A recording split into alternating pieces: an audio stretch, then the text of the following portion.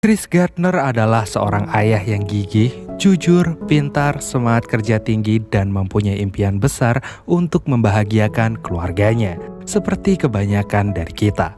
Untuk mewujudkan impiannya itu, ia memberanikan diri mengambil tawaran menjadi distributor sebuah alat kedokteran canggih. Chris berani mengambil resiko dan menggunakan hampir seluruh tabungannya untuk membeli stok persediaan alat kedokteran tersebut dan memiliki wilayah eksklusif pemasaran di kotanya. Setelah coba dipasarkan, dia baru sadar bahwa alat kedokteran itu bagi kebanyakan dokter adalah alat yang cukup mahal dan kurang dibutuhkan. Padahal paling tidak dia harus menjual 2 alat untuk membayar sewa rumah dan juga biaya hidupnya sehari-hari. Namun kali ini dia harus bisa menjual lebih dari 2 alat untuk membayar mobilnya yang ditilang. Dan masalahnya sampai di akhir bulan ini Chris belum berhasil menjual 1 alat pun. Kehadiran seorang anak dan biaya hidup yang terus berjalan membuat Chris mulai kesulitan dalam keuangan. Linda, istrinya, harus bekerja 14 jam sehari di tempat laundry demi membantu membiayai kehidupan keluarganya itu. Sementara anaknya yang bernama Christopher setiap harinya harus dititipkan di tempat penitipan anak yang juga murah. Suatu malam, Linda mulai kesal dengan Chris karena sampai detik itu, Chris belum juga membayar tagihan pajaknya. Karena jika tidak segera dibayar, maka orang pajak akan mengambil semua uang yang ada di rekening mereka. Di mana uang di rekening mereka hanya cukup untuk biaya hidup selama 1 bulan aja. Malam itu, Chris mendengarkan siaran TV yang memberitakan kesulitan ekonomi di negaranya sambil mencoba menyelesaikan permainan Rubik milik anaknya itu. Keesokan harinya, saat Chris mulai menjajakan dagangannya lagi, dia tak sengaja bertemu seseorang yang menggunakan mobil mewah dan terbesit pertanyaan. 2 questions for you. What do you do and how do you do it? Dari obrolan singkat itu membubuhkan bibit-bibit harapan bagi Chris untuk mewujudkan impian besar keluarganya. Chris menceritakan impian itu, impian untuk menjadi broker pada istrinya. Namun sang istri yang masih kesal malah mengejek Chris dan menyuruhnya untuk segera menjual semua alat kedokterannya itu, supaya mereka bisa segera membayar sewa rumah yang jatuh temponya adalah minggu depan, yang dimana mereka sudah menunggak selama 2 bulan.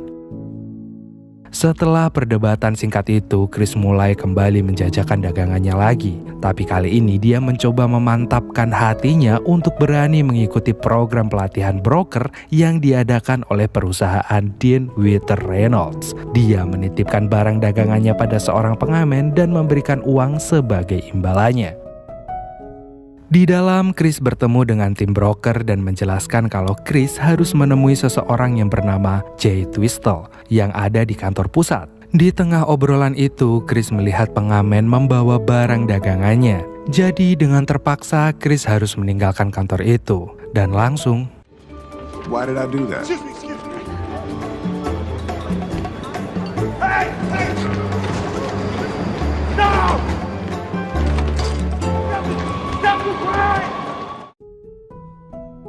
Kehilangan 1 dagangannya saja seperti kehilangan uang untuk biaya hidup selama 2 minggu bagi Chris. Di dalam kereta, Chris melihat lembar form yang diberikan oleh tim broker tadi, di mana program itu hanya akan mengambil 20 orang setiap 6 bulan, dan hanya 1 orang yang akan mendapatkan pekerjaan. Sementara pendidikan terakhir Chris hanya sampai SMA saja. Hari berikutnya saat Chris mengantarkan anaknya ke tempat penitipan, Chris menjelaskan tentang penulisan happiness yang harus menggunakan huruf I agar pengucapannya bisa benar. Lalu si anaknya yang lugu ini malah balik bertanya. Is fuck spelled right? Setelah itu, Chris dikejutkan dengan pertanyaan anaknya tentang beberapa film perang yang dia tonton di tempat biasa ia dititipkan. Padahal harusnya di sana Chris diberikan beberapa pembelajaran. Jadi tempat penitipan anak di sana itu sekaligus seperti sekolah TK untuk anak-anak. Rupanya pemilik tempat itu sengaja menyuruh Chris menonton film seharian karena Chris sendiri selalu telat membayar biaya penitipannya. Setelah itu, Chris segera menuju kantor pusat pelatihan broker dan menunggu seharian untuk bertemu dengan Jay Twistle untuk menyerahkan lamarannya secara langsung. Chris berharap orang yang bernama Jay Twistle ini akan menolong dan merangkulnya untuk mendapatkan pekerjaan. Akibat menunggu Jay Twistle, Chris terlambat untuk menemui salah satu dokter yang sudah memberinya waktu untuk mendemokan dagangannya. Padahal kesempatan itu sangatlah sulit untuk dia dapatkan. Beruntung si dokter masih mau memberikan waktu selama 30 menit. Tapi lagi-lagi waktunya harus terbuang sia-sia karena dia harus... This part here? Hey! Wait! Hey, hey! Wait, wait!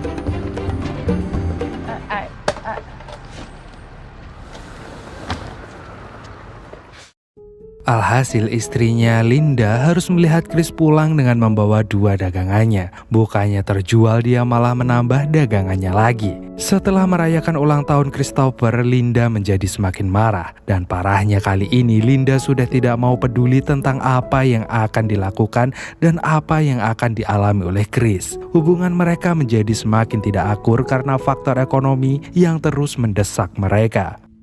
1 bulan berlalu semenjak Chris mengirim surat lamaran untuk program pelatihan. Dan hari ini dia sengaja menemui Jay Twistle, mengenalkan dirinya dan mengingatkan tentang surat lamaran yang dia serahkan sebulan lalu. Tapi karena Jay buru-buru untuk pergi, akhirnya Chris berbohong kalau dia juga mempunyai rencana untuk pergi ke daerah tujuan Jay. Di dalam taksi, Chris mencoba untuk mengakrabi Jay dengan menceritakan kisahnya. Namun Jay Twistle tidak memperdulikannya karena dia sibuk menyelesaikan permainan Rubiknya. Hingga akhirnya Jay dibuat terkesan oleh Chris yang bisa menyelesaikan permain Rubiknya dengan waktu yang tepat. Are you going, sir? Excuse me, sir.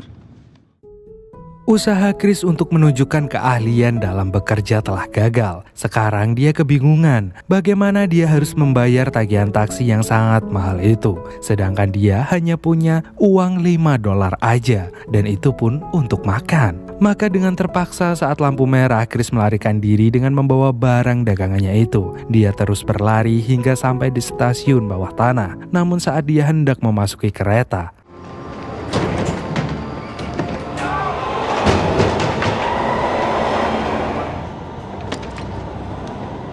di tengah malam, di tengah derasnya hujan, Chris mencoba menelpon Linda dan meminta maaf kalau dia akan pulang terlambat. Padahal Chris harus segera sampai rumah untuk menemani Christopher karena Linda sendiri akan berangkat pergi kerja. Saking kesalnya, malam itu Linda memutuskan untuk meninggalkan Chris sekaligus membawa Christopher bersamanya. Malam itu menjadi malam kehancuran bagi Chris. Dia mulai berpikir mengenai pendeklarasian kemerdekaan tentang hak hidup, bebas, dan mengejar kebahagiaan.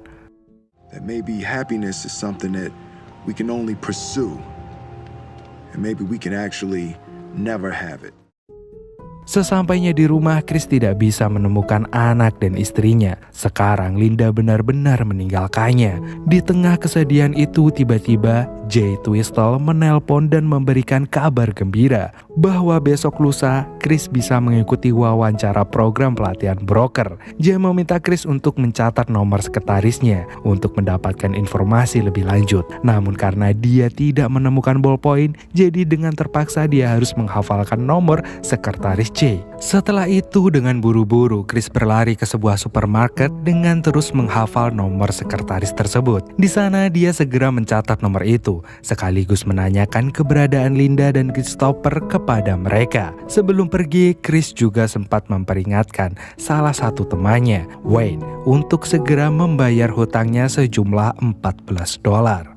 Siang harinya, Chris menjemput Christopher di tempat penitipan anak. Chris memutuskan untuk tetap bersama anaknya karena dia tidak ingin Christopher bernasib sama dengannya, yaitu tumbuh tanpa kasih sayang seorang ayah. Saat mereka berdua makan malam, tiba-tiba pemilik rumah datang dan mengatakan kalau Chris dan keluarganya harus segera meninggalkan rumah besok pagi. Di sana, Chris meminta waktu untuk membayarnya. Beruntung, si pemilik rumah memberikan waktu 1 minggu dengan syarat Chris harus mengecat ulang rumah mereka. Keesokan harinya di saat Chris mulai mengecat rumah, tiba-tiba petugas kepolisian datang dan membawa Chris ke kantor polisi. Karena sampai saat ini Chris belum juga membayar uang tilangnya. Polisi terpaksa menahan Chris dan akan mengeluarkannya besok di jam 9.30. Sampai semua masalahnya benar-benar selesai. Padahal besok pagi jam 10:15 Chris harus mengikuti wawancara program pelatihan broker.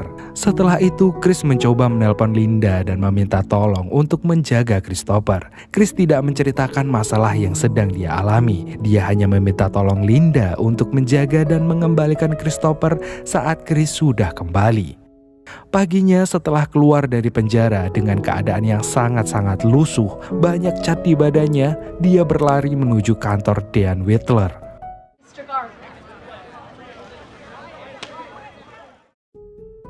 Di dalam ruangan itu, Chris bertemu dengan Jay dan juga petinggi-petinggi lainnya. Di dalam proses wawancara tersebut, Chris berusaha untuk tetap tenang dan menceritakan masalah yang menimpanya sampai dia bisa memakai pakaian lusuh di waktu berharga itu. Di sana, Chris menceritakan sesuatu dan membuat para petinggi terkesan padanya. Ask me a question and I don't know the answer. I know how to find the answer and I will find the answer. Selesai wawancara, Chris memutuskan untuk tidak meneruskan program tersebut karena Chris baru mengetahui kalau selama proses pelatihan 6 bulan dia tidak akan digaji sepeser pun. Namun Jay berusaha meyakinkan kalau ini adalah peluang besar untuk Chris. Malam harinya saat Linda mengantarkan Christopher, Linda berkata kalau dia akan segera pergi ke New York, ke tempat saudaranya, untuk mendapatkan pekerjaan yang lebih layak di sana. Kemudian Chris mendapatkan kabar kalau dirinya telah diterima untuk mengikuti program pelatihan broker. Hari pun berganti dan Chris memutuskan untuk pindah ke sebuah motel murah dengan dibantu oleh Wayne. Setelah selesai berberes, mereka berdua bermain basket bersama. Dan di sana sang ayah menasehati anaknya dan bilang, Don't ever let somebody tell you you can't do something. Not even me. You got a dream, you got to protect it. People can't do something themselves. They want to tell you you can't do it. You want something, go get it. Period. Singkat cerita, akhirnya Chris memutuskan untuk meneruskan program pelatihannya, meskipun tidak digaji sama sekali. You will be pulling from 60 Fortune companies. We need you to match their needs and goals to one of our many financial plans.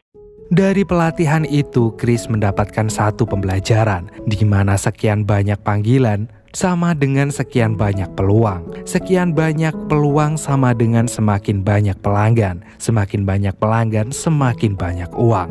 Jadi Chris dengan penuh semangat tinggi, dia terus berusaha mencari banyak klien demi mendapatkan pekerjaan itu. Dia harus bersaing dengan 20 orang yang mempunyai riwayat pendidikan yang tinggi.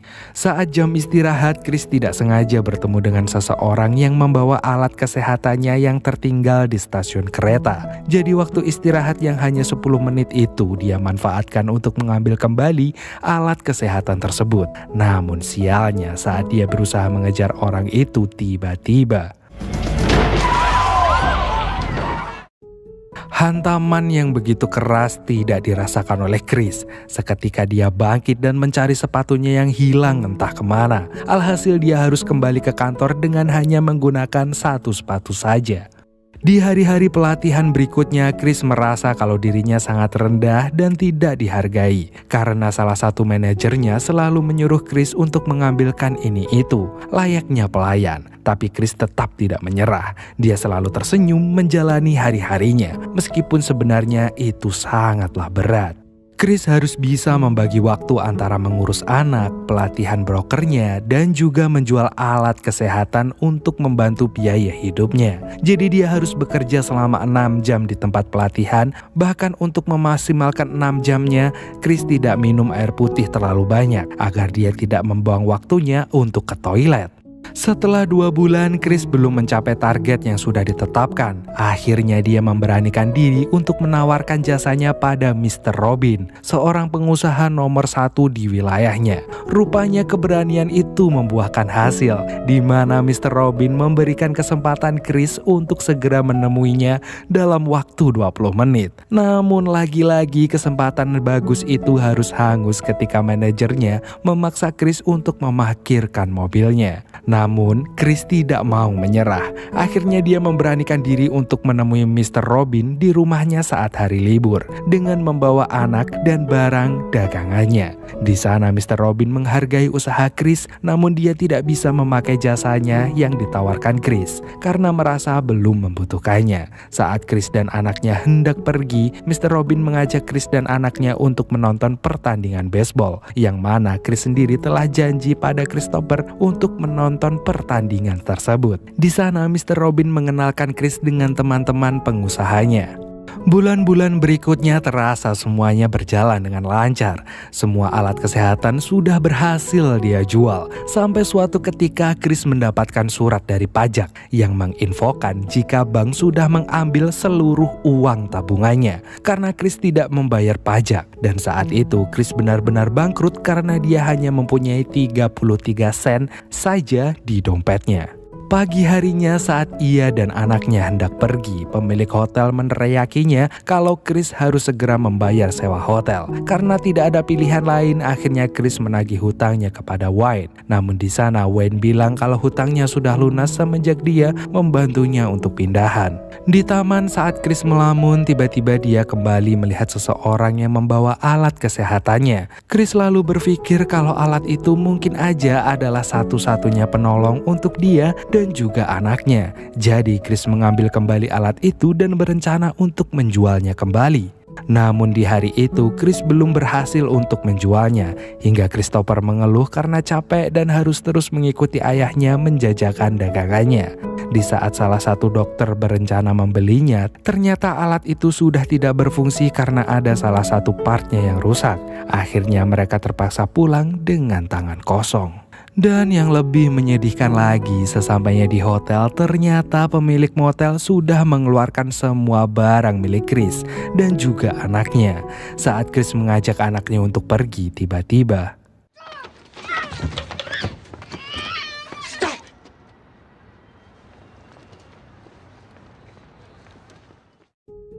pilihan terakhirnya adalah Wayne. Malam itu, Chris berencana untuk menumpang di rumah Wayne. Namun ternyata Wayne tidak mau membukakan pintu untuk mereka.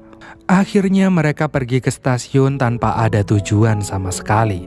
Di sana, Christopher berkhayal andai saja alat yang dipegang itu adalah mesin waktu. Sang ayah mencoba menghibur Christopher dengan meyakinkan kalau itu memang mesin waktu. Kemudian, Chris menyuruh anaknya untuk memencet tombol dan memejamkan matanya.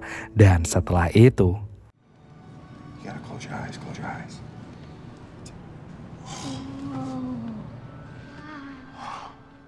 You see him? Watch out! Watch Whoa, out! oh my goodness, a T-Rex, that's get your stuff. A cave. Okay. We gotta find it. Get it, get it. rupanya itu hanyalah cara Chris untuk mengajak anaknya tidur di sebuah toilet yang ada di stasiun. Di sana Chris berusaha menidurkan anaknya dengan hanya beralaskan sebuah tisu. Dan jika ada seseorang yang ingin masuk ke dalam kamar mandi itu,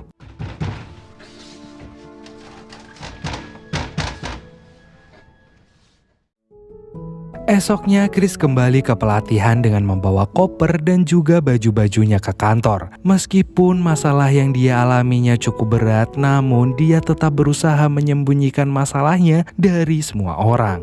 Setelah pulang pelatihan, Chris meminta tolong temannya untuk mengizinkan mereka menginap di tempat kerjanya. Namun temannya menolak karena di tempat kerjanya hanya bisa menampung wanita dan juga anak-anak. Beruntung temannya memberikan info kalau ada tempat yang bisa menampung para tunawisma yang dibuka tepat jam 5 sore. Tanpa pikir panjang, Chris segera pergi ke tempat itu. Dan ya bisa kalian lihat, untuk menginap di tempat itu kalian harus mengantri sangat panjang. Dan jika tempat itu sudah penuh, maka dengan terpaksa kalian harus mencari tempat lain.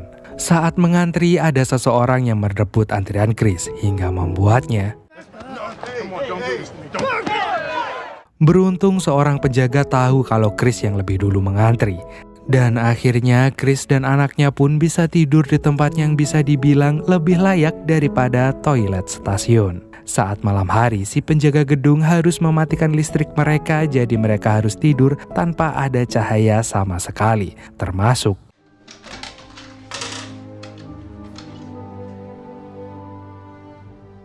Di malam itu tanpa adanya cahaya, Chris tetap memanfaatkan waktunya untuk belajar karena sebentar lagi ujian tes kelayakan pegawai akan segera diadakan.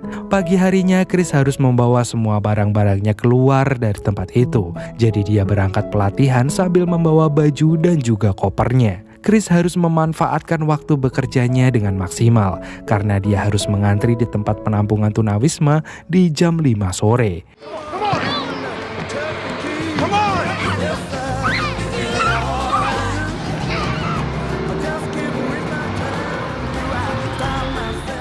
Bahkan untuk makan aja, Chris harus datang ke sebuah gereja untuk mendapatkan makanan gratis. Singkat cerita, ujian tes kelayakan pegawai telah tiba. Ini adalah penentuan akhir Chris untuk bisa mendapatkan pekerjaan sebagai seorang broker. Dan untuk bisa mengantri di tempat penampungan, maka Chris harus segera menyelesaikan soal-soal itu dengan cepat. Beruntung, dia bisa menyelesaikan semua soal-soal itu termasuk soal esai. Saat hendak menjemput anaknya, dia bertemu dengan salah satu petinggi yang pernah mewawancarainya. Petinggi itu meminjam uang Chris karena dia lupa membawa uang untuk naik taksi. Padahal uang Chris hanya tersisa 1 lembar aja. Dan malam harinya saat Chris menyuruh anaknya tidur, tiba-tiba anaknya bertanya, Did Mom leave because of me? Chris menjelaskan kalau ibunya pergi karena kemauannya sendiri, bukan gara-gara Christopher. Mendengar itu, Christopher pun berkata kalau Chris adalah papa yang baik. Chris yang merasa bangga dengan anaknya menyuruh anaknya untuk segera tidur, sementara dia masih berusaha memperbaiki alat kesehatannya. Sampai akhirnya alat itu berfungsi kembali dan terjual pada salah satu dokter di wilayah tersebut. Setelah mendapatkan uang, Chris memberikan hadiah pada anaknya dengan menyewakan sebuah hotel dalam semalam dan mengajak anaknya berlibur di pantai. Dan keesokan harinya saat Chris kembali ke program pelatihannya, tiba-tiba manajernya memanggil dia dan menyuruhnya untuk segera bertemu dengan para petinggi. Di sana para petinggi mengingatkan Chris kalau hari itu adalah hari terakhir bagi dia. Dengan senyuman di wajahnya, Chris berusaha tegar menerima keputusan itu. Namun ternyata para petinggi itu mengumumkan kalau ini adalah hari terakhirnya dia sebagai anak magang. Dan besok dia harus kembali lagi ke kantor sebagai pegawai tetap. Thank you. It's called happiness.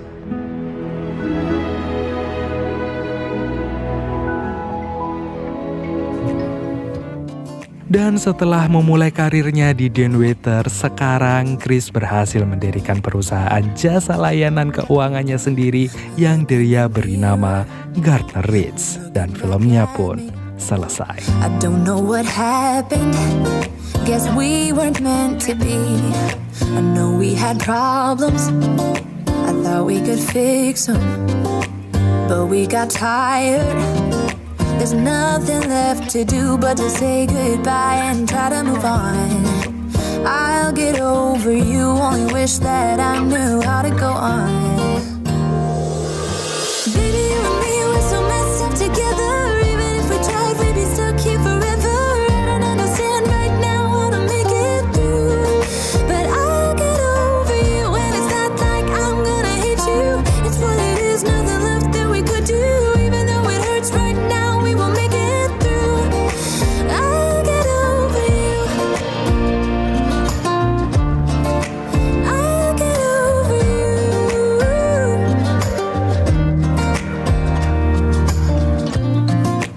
Back when I met you, we were like fireworks. Thought nothing could break us, but oh how we got burned. Look at us now, we scream, we fight, and no one knows the reason. We're both getting out of line. Now say goodbye and try to move on. I'll get over you, only wish that I knew how to go on.